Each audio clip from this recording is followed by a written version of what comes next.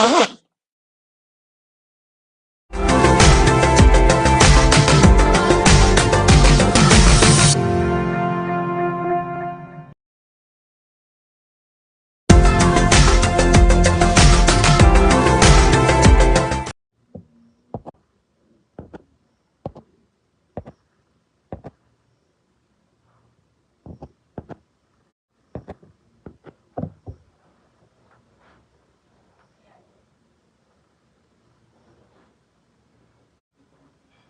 is good all the time God is good, and that is nature. Wow.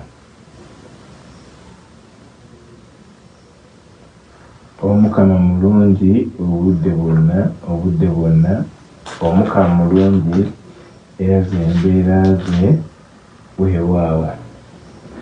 My brothers and sisters, together kwongerayo continue with our program nga nali mbasuubiza. Yes, mujja kusonyiwa akatabo kano kali wansi mu case naye ennaku zonna mbadde very busy. Nasina budde bugera kutankula kujja okatabo ako. Kana kato kalimu ki kabalaga baana bagamba yenda kwogera ebintu ebireeta ate kaseza buli kimu kwalagana ku mannya gaffe na buli kimu naye tekisobola kujjawuze mu bbanga.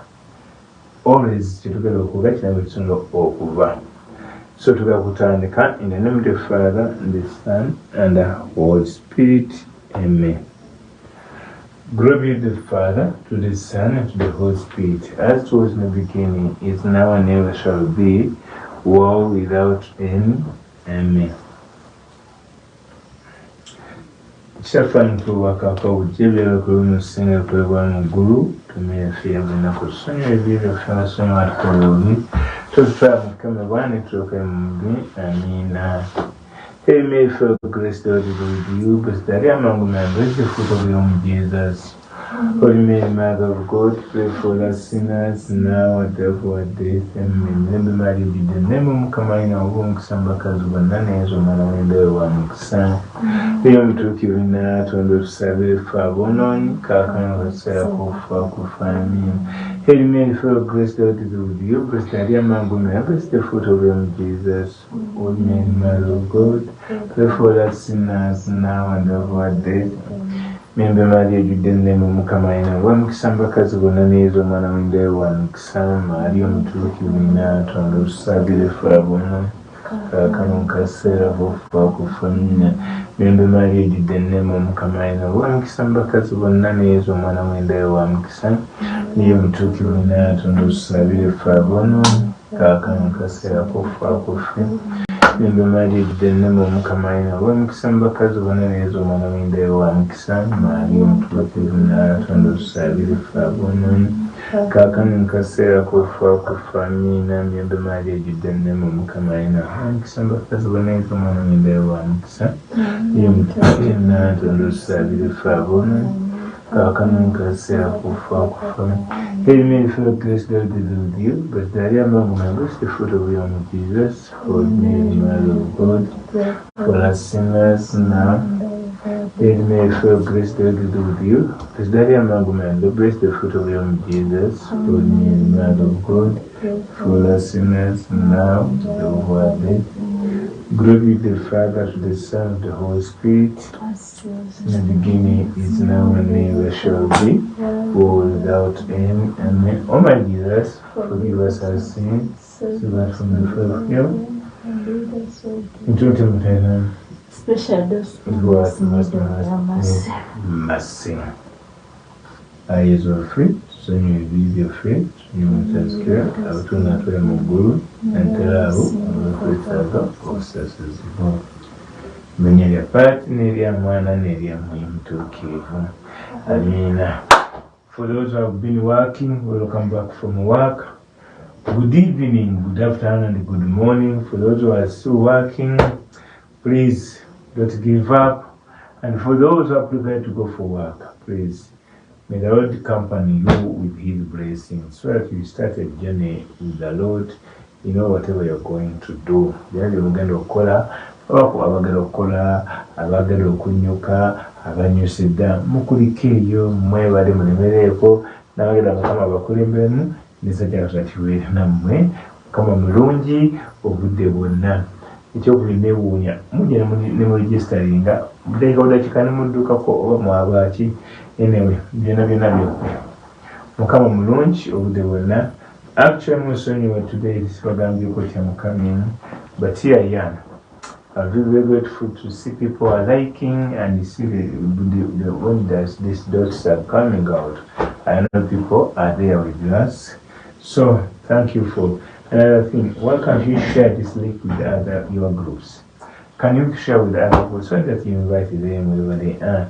Bana mugezeeko okuba nga bannammwe mubateekayo nasooka bafuna ekintu kino mubateekeyo mbayite yita munno tobeerako selfish wekka tobeera nga weka weyagaza wekka beerako gw'oyita mwakikolanga olaba nga oli alisinza bakabatu ngaana gundi mukome musaa mujje musaa gakola nga bamwebaza babaye kutujjukiza kati nabye mbasawunulayo bamukola tujjukiziganye tubeerakola n'obudde butono nnyo si bunene nnyo temutya kubanga nanze this morning mbadde ne counseling and prayers siwumudde mutima gwonnumira olwola ati ate nga bino kangende ku social media naffe tuleko kyetuteekako. I'm very grateful for those who are always watching us on YouTube and the Facebook. On YouTube, please, it would be so good if you go and subscribe. Then you enter and start engaging yourself into those prayers. There are many more than hundreds. Prayers we give on our TikTok. I think it's working. Also, you can go there and you find us there. Our Twitter, normally put also is there. Our Facebook is working and your YouTube is working. All is Holy Cross Subi. Holy Cross Subi. And yes, those people want to talk to me, please. You just go and inbox me. Sometimes you want to talk to me. It's use that very number of mine always I give you and you go to WhatsApp. Okuwa wasenga bagana brother tukwasa tobeerako I'm sorry. Never always I'm there and engaged. This morning up to now. Yamulisali nongosi nkoye nga totally njawa kwebakamu atenzo okuke atembe kubyankwasa ebya Yesu. Because I would see sometimes in beto ndera nenga sanke chikolera bamba in deep fact. So tugakudde ko tutwa kuki. If you are still remembering tutwa kuki. Njambenga nange betusoma tubeera bulungi. We are still under healing the family tree, healing our families, and the things which occur in our families, even in the families of faith, also we are with tamani mukama mulungi katutandika tuwakagana isomo lino agamba nti Matthew 18:19 and 20. And I tell you more, whenever two of you on earth agree about anything, you pray for it, will be done for you by my Father in heaven. For where 2 or 3 come together in my name, I am there with them. Agamba ati Matayo agamba bino. Matayo 18:2 18:28 agamba nti era bagamba nti ababiri kumwe bwe muneetabanga mu kunsi ne mubaako kye musaba kitange ali mu ggulu kyebakolera. Kubanga ababiri oba basatu bwe baba bakuŋŋaanidde ku lwange nange mbaawo wamu nabo. 18 mazima bagamba nti kyonna kye mulisiba ku nsi kiyisibwa ne mu ggulu, era kyonna kye mulimusumulula ku nsi ne mu ggulu kirisumululwa. That is kigambo kiyitibwa lulimi. Something connecting with the tongue. people do not know that any negative word that you utter, that word operates.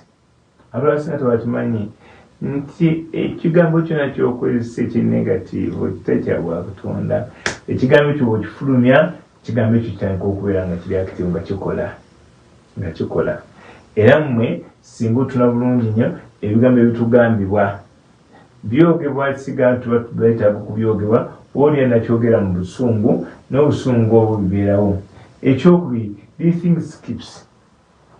Oyinza okuba yagamba nayogerera bajjajjaabe naye okuva oli jjajja nayogerera omwana ate omuzuku n'aba nga yennyini yali affected. How do you know that things are not working for you? Last time we talked about these things. Twagezako birambulula. Tugamba tulimu ebintu byolaba. For example, you have gone for prayers. Ngezako okujjukiza Katonda tutambule mu maaso. You have gone for prayers. You have gone for prayers and they have prayed you. And you have prayed for yourself. Nay, always that there is a problem which is always occurred to you. Yesterday, but when I went to someone's house, we went there for prayers. Something happened.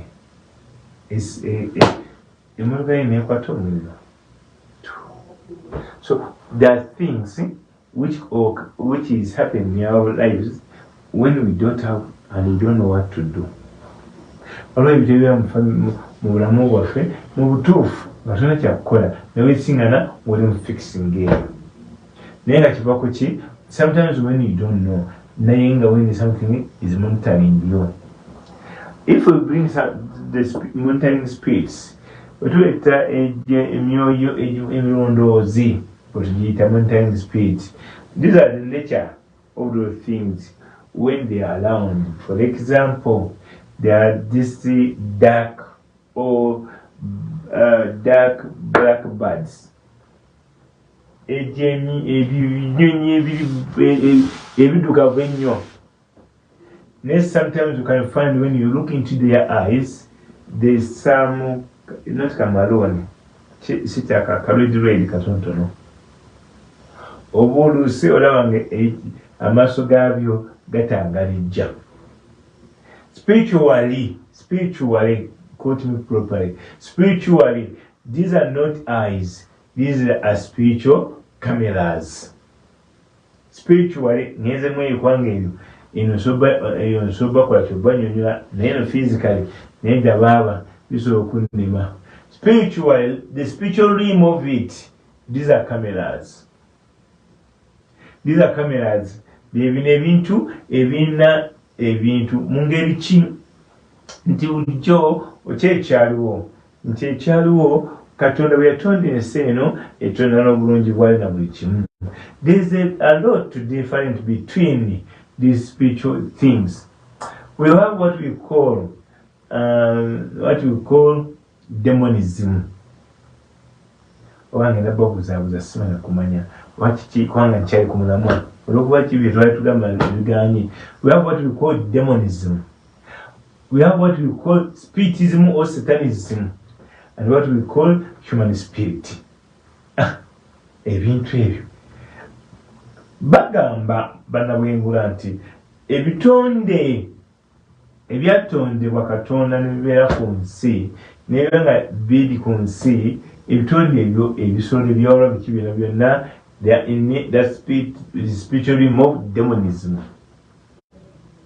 Beba nebemulota oba demonism mulota n'olota ng'olwana n'embwa, n'olota ng'olwana n'ekizike, n'olota ente ekugoba, oli mu ssaako yakulemesebwa.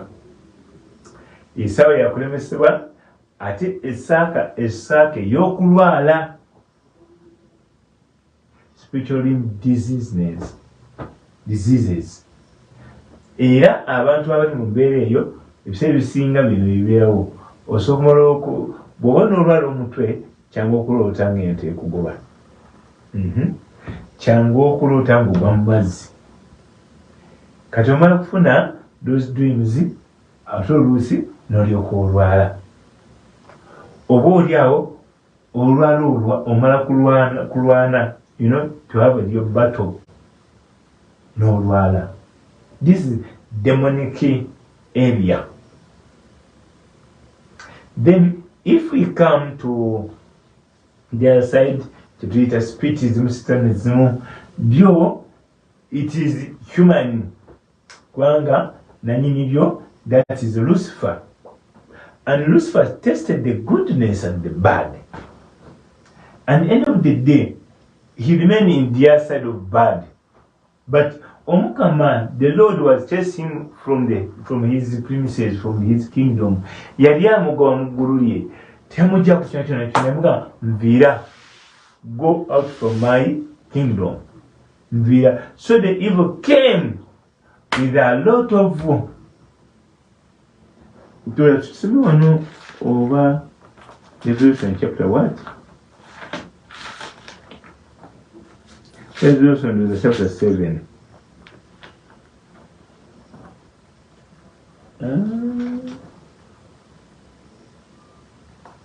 Mid.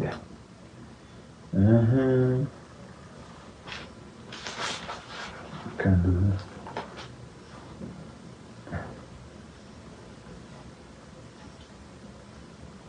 Nakisoma nakyenjagala olano nkirabako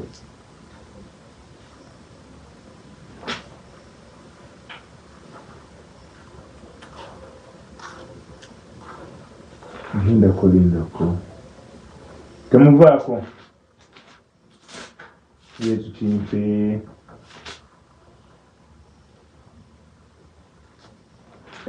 bannange rawo kivudde mu bwongo bwange ngenda okuminagande and she give birth blah blah blah blah blah.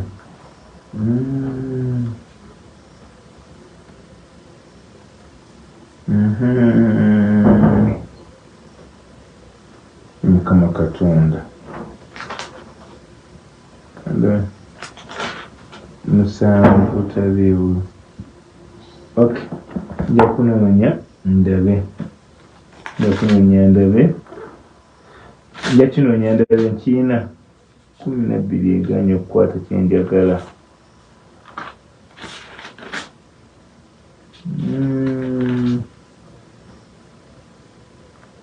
The wedding, the celebration, and the fall of Babylon.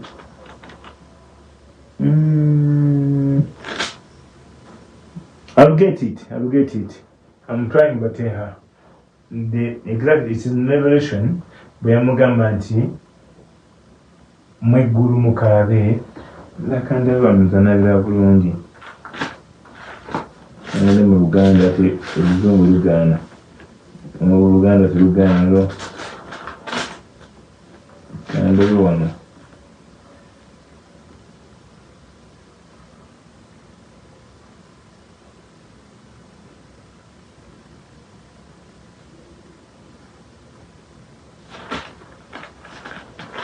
Mukama Katonda jabifuna omwagala 12 so tunogusota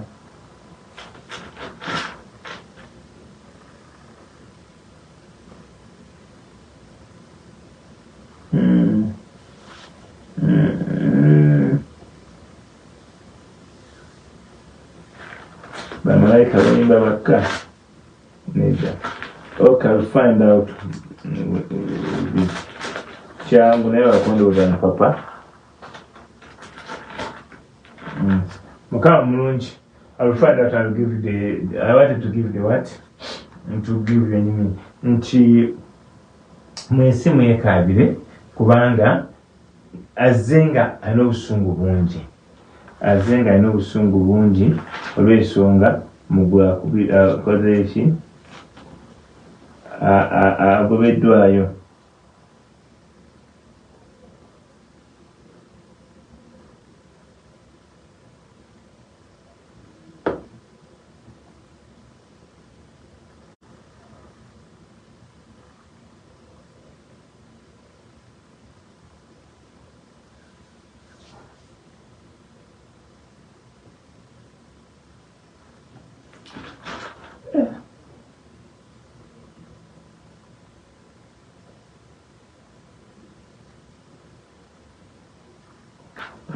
Now the long is that.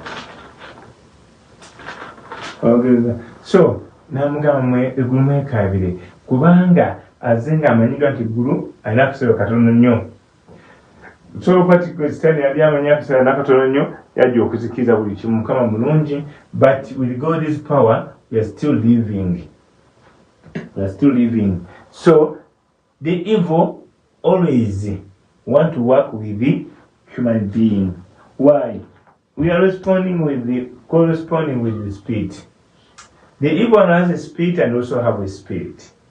The spirit which he grows, the spirit which understanding and knowledgeable, and what? Stand what of Ali.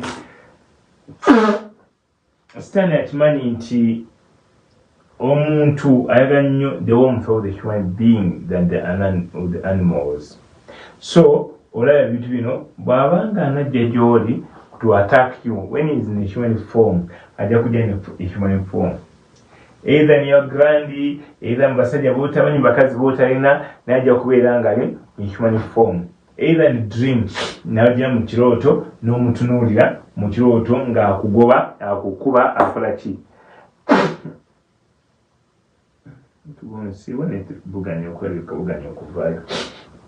So Yesu bw'ati bw'ejjawo okubalaga nti now what next? Kyekiddako tulabe bulungi the two lines, the line of demon and the line of human beings. Maybe you can add on spirits ebyo ebikkirizibwa gwe abakkiriza mu njuba. There are people believing in the sun, people are believing in the stars, people are believing in the Holocaust, people are believing in the moon. Especially before the religious or before the religionism. These people used to fear and worship these idols. When your family still have that belief, some of our families, I'm innocent, but my family still believes in a certain hill, a certain tree. Blah blah blah blah. They are still believing in these ducks. They are still believing in these cocks. They are still believing in this. Not to you know, when the things are still in the house, in your family, kids are Ghana, you are dominated by the power of demonism. And when it is vice versa to human being, you are dominated, you are oppressed by human spirit or by Satanism. How do these things work? How do they operate? One, when you are overloaded by this thing, you can't be successful. And even if you are successful, there's a lot of demand. There's a lot of demand which occur always in Mulamugo. Bobango ise mumba no bulya tibakozese ne bagaggawala. Naye nga iwo omusayi gwabayiwa gwa bangi. Plus his family, her family.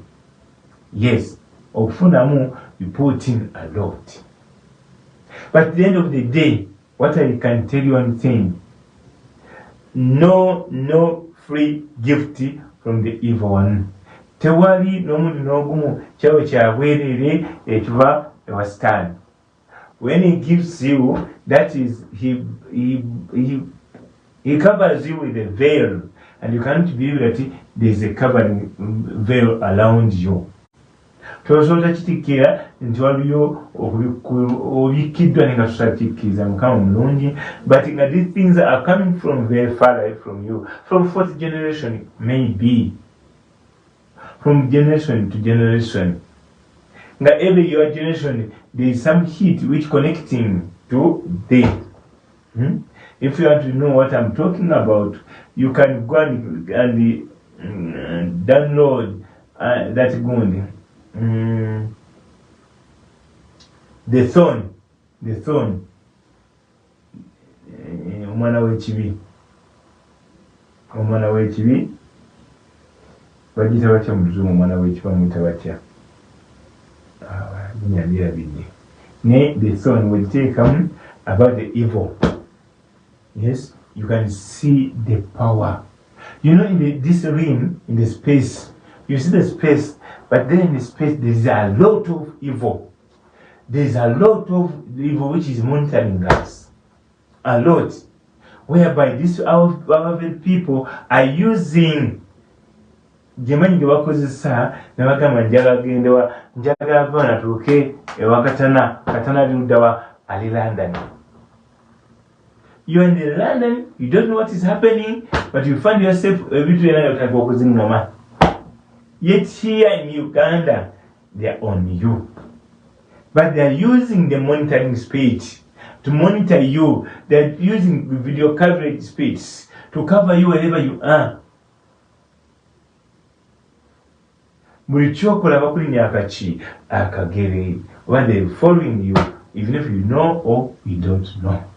Kama mulungi obudde bwonna ekyokubiri kisinziira all these things which you, as much as you are trying to beat up kyenakugamba luli nobeera mu butuufu, you have the capacity, you have the opportunity, olina buli kimu, olina abantu bangi nnyo b'omanyi who can connect you to the powerful project, but nobody cares because agamba lindako tujja kukubira bla bla bla nga always you are satisfied with only of living. Bakwaya kadino kakasaba kampa ne ayuwa dekakadde ne because of the power and because of the between the spiritual realm within your family wesanga ng'oli awo. Sina gwe ngamba abantu bangi nnyo batandise business zaabwe. Many people have started their own business and now today they are like learning the fourth one, but the first one, the second one, the way they perish up to now we don't know. Engage businesses zigwa mutuufu nga tulina kyomanyi ng'oluusi the business were being given to you or you given them to someone to run them again bigaana nga you start properly with a lot of joy, but in the middle way you find out things are turned down, then you need to go back. Mukama mulungi obudde wonna, then you need to go back to start again. I've seen many people who are going through this challenge and they don't know what to do. And actually, when they are starting the business, everything is smoothly. And when they are going like they're saying, start seeing that now we are going to, there's something which is so good within the business, within the project, or within anything. Sometimes when it is at work, I've been working well. And this time when they are going to appreciate you, now they change the manager and they bring another manager who does not know and who will never want to know, or who is not ready to say thank you. At the end of the day, he lost the job. Waliwo beera ogenda nga mutuufu buli otandika bizinesi nesolaba ng'etandika bungi naye mu makkati ga Uganda kati ngenda kola ku bibala byayo munnangeegwa oluusi n'omulimu gwennyini gy'oli ng'omulimu wadde okola buli ne manager nga munawe kyemugere okulaninga nabata manager omulala nga teyeetaaga kumakya tamanyi na bw'ofaanana ngera teyeetaaga nakukubuulizaako n'omuliro n'ogumu wakakana omulimu ogufiiriddwa ng'otandika ate kunoonya mulimu omulala ngamba gwe simanyi I don't know. Sometimes it's the same as in the relationship. Mutandika only with the relationship ate nga everything naye ne middle ogekwesanga omuntu yali agamba ti hallo nga munnange bwe kimu yakusika muguwa. If the man, when you find out you money, you are the one who are putting in a lot for forgetting that person. If it's a lady, also the lady is putting in a lot okulaba nga asigaza omukisa John. Naye nga weebuuza why everything I'm trying bikoma mukuba ne bifa.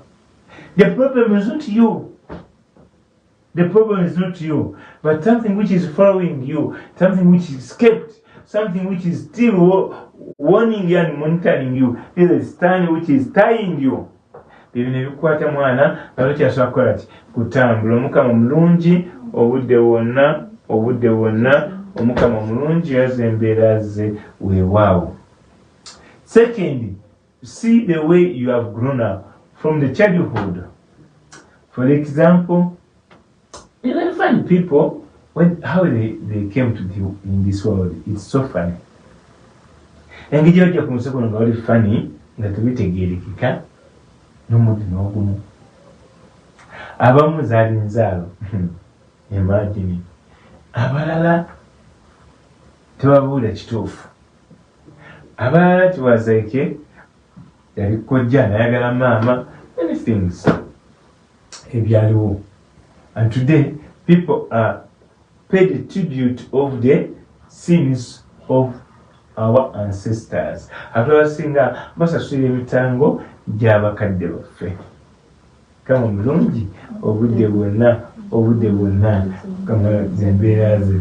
Ensonga lwaki ndese nti yenna akkiriza n'asaba alina okukkiriza ababiri basatu abasaba manya kyosabye ojja kukifuna. You get whatever you have asked the Lord, because the Lord is ready to give you, to teach you exactly.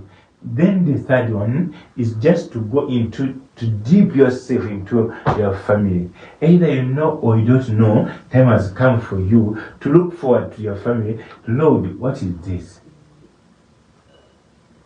Mukama, kino kye era kiva ku ki? So that you can know how to deal with the embeera. Ojja kwesanga this thing which is happening to you completely, they are not yours. However, today you are in a trap. As much as you do things, you are on the losing side. You become a failure. Everything is failing. People, they can fight and promise you, and they promise and they promise, but you end on promises. Promises. Whoever comes against me, I'm going to help you. And always, he started breaking up with things that this is what we need. And of the day, things not working out for you. Someone has promised you, but does not fulfill his promises. So you need to work out and you need to pray about it. As you, when you are dreaming, when you are plucking fruits, and those fruits are already rotten, think that all your business, all your blessings is not so good. But they are not so good completely. As I told last time, when you have snails, when you dream about rats, or they are physically, that is poverty. That is poverty. Some of us, what we do when we come across that, we send that traps in that we tell kubita. You can kill the physical rat, but you can't kill the spiritual rat. No. Okujako, when you enter into the prayer and you hit the source of those spiritual, that's where they come from. Okujja mwingire musali y'amakulu y'amaanyi n'okuba ensibuko y'omulabe ajja mu mese. Others, they just think about when you dream about snakes. And sometimes it happens that maybe during the day you find the snake is crossing, or the snake has been around your veranda, yet you first dream. This snake which you are seeing physically is not a snake. But that snake has been coming to confirm. Ono guno musota gwolaba gwamaze gulota n'ogulaba guno tulaba musota kwangulu physical naye guza kukonfaminga nti wendiwe watuufu. Some of us we dream, we have these things of flies in Australia. That's something which is not so good. Now you are dreaming the Australia, wona Australia, you never get a job. Or you never be successful in your job, you never be successful in your business.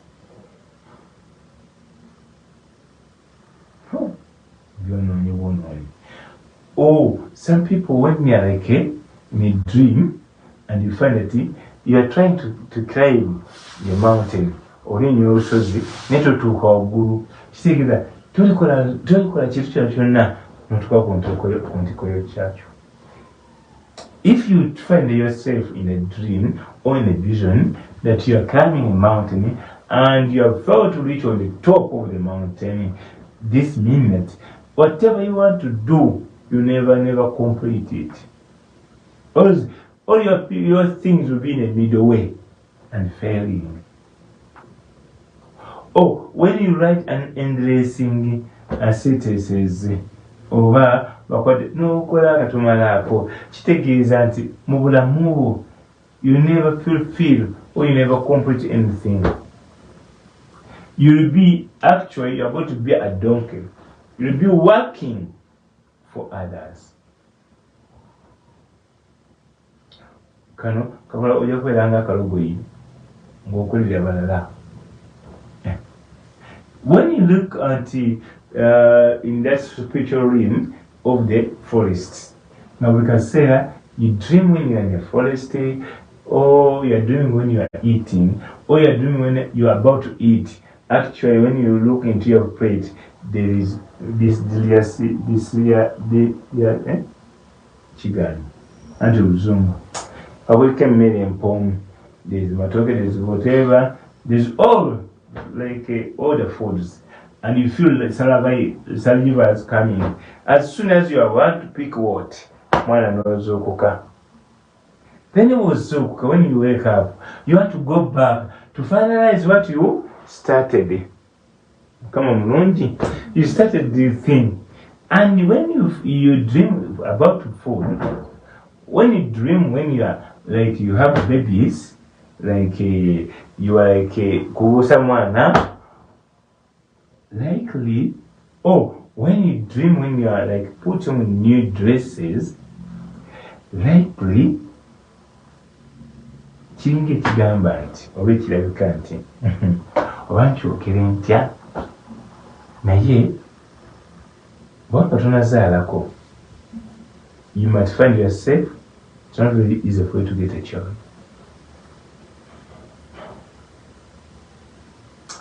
Ekyaki ekyengambye ekyokubiri, bw'atozimanga nnyumba, it might not be very easy for you to complete or to build a house. If marriage, it might not be easy for you to get a right person, especially when you put on the kadara and everything and put on smart clothes. Now, Bulota is smart. What a guy. Good, you're very smart. What happened? And you bounce there, you can find that you can stay there for the rest of your life. If not so, you have never done such things, but you can find either your sister or your brother or your auntie or your mother. Now, before you are the victim. Come on, out together ati nkoyi ate buna kumaliza nga mukyayagala. So you can find that what you're fighting, you answer things which are not yours. You're fighting things which are not yours. Actually, uliwaka, but you feel a lot of wrangles at home. You find a lot of disrespect, misunderstanding at home. You and your man used to be one, but today, either the children, actually, there's a lot of battle. And you are listening to me, then from there you started fighting this battle. Really, hear what the Lord is saying to you. Second Chronicles, the Lord is saying this to you.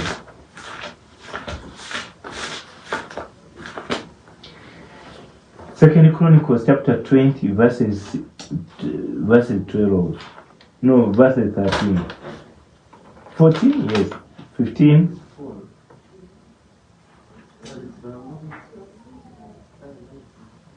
Your Majesty, all you people of Judah and Jerusalem, they all say that You must not be discouraged or be afraid to face this army.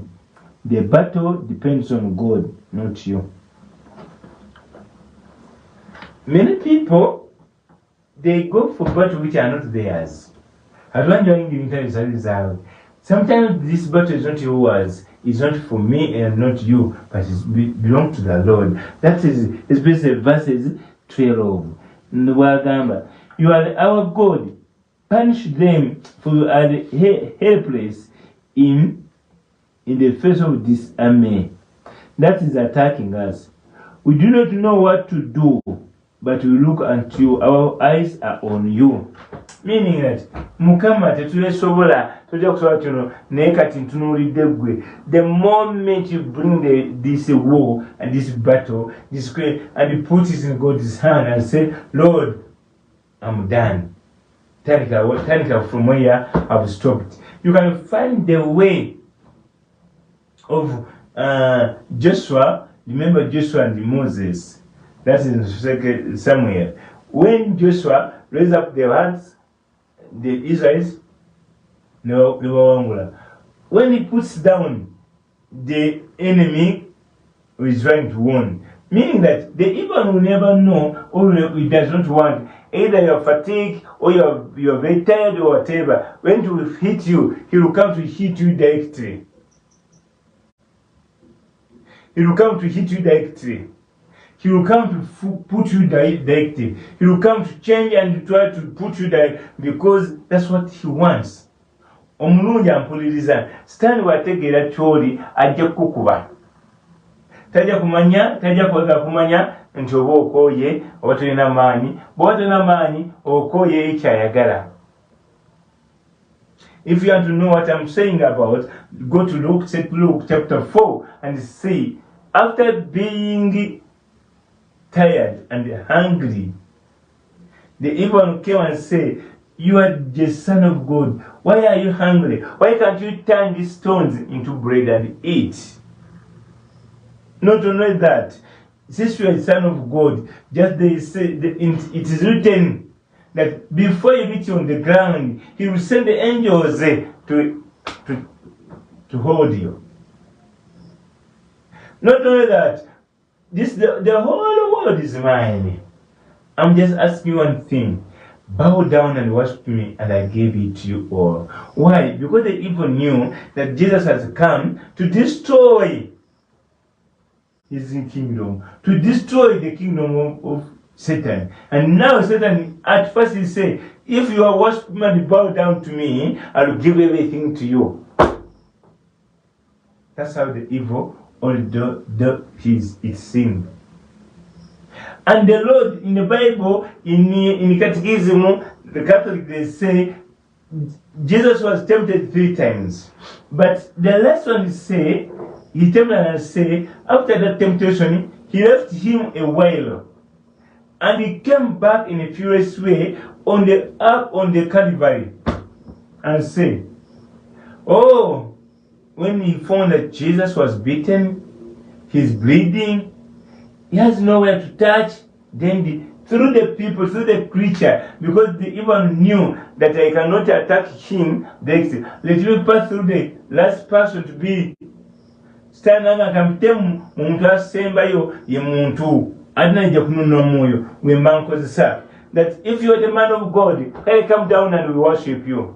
Remember, during his preaching, Jesus used to say, if you don't trust me, okay, trust what I'm preaching. Trust what I'm preaching. So the evil one can use all the areas to put you down, my brothers and sisters. But the most dangerous evil, the most dangerous curse, the most dangerous thing that we have, the more bonded, the more bloodline, the more connection you have with that very person. Omuntu omukyamu, omwoyo omukyavu okutagobeka, embeera enkyamu ye embeera gyekuma okubanga ekwatagana n'omuntu oyo, era mu musaayi oba mu nkola oba mu mwoyo oba mu mutima.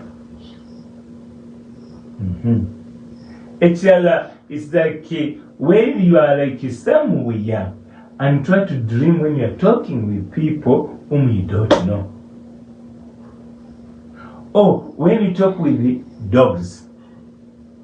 Actually, if you find that the dog is like is running after you, a dog, a cow, and those dangerous animals, you are no longer in these things of Mama Fina. No. Now your things in a high level. Bola bine bitu byolo taba nte oba ebisolo yukamwe oba embwa tocha bitu bino bya Mama Fina byokunyenye ensasi. Omuntu who is operating on you, omuntu oyo akuyiganya aina level kwali kwasinzira to send, and that thing always come with a spell. At first I was like trying to explain to you what the difference between a spell, a curse, and a yoke. And I told you that a spell is more powerful than a curse. And a curse is more powerful than a yoke. A yoke, all of them, it is a negative word which can be uttered to you. Naye, a spell, all they will be like, when I take over, that's a spell. Akusindikira k'amaanyi ago, wonna w'abeera, bw'akuba spell owunga.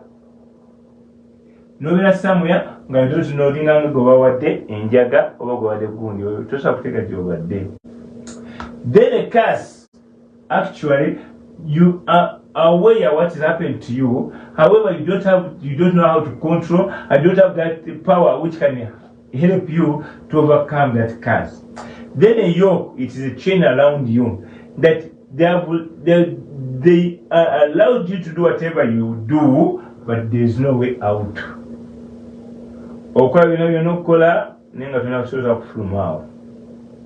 And here, many people have done all the category of work. Bakoze buli kimu ne family zaabwe are crying up to now. Yakwogerezaako enkya kati Mukama waali. Glory be to the Father, to the Son, and to the Holy Spirit, as was in the beginning, is now, and never shall be, world without end. Amen. In the name of the Father, the Son, and the Holy Spirit. Amen. Nsaba kunsonyiwa nkuye kakati ngenda kukolako enkya awo ngenda okukoma njaga yitaba n'enkya n'ekyo kyengenda okusaba okulula enkya totya kubanga kyengenda okukola enkya kijja kuba so very very strong ate manyi abasinga bwemwetoololera awo enkya kati mwetoololamu enkya kyengenda okusaba okulula. So please, wherever you are most welcome. May God bless you, be with you, and thank you for all your effort to see that the ministry can be running. God bless you.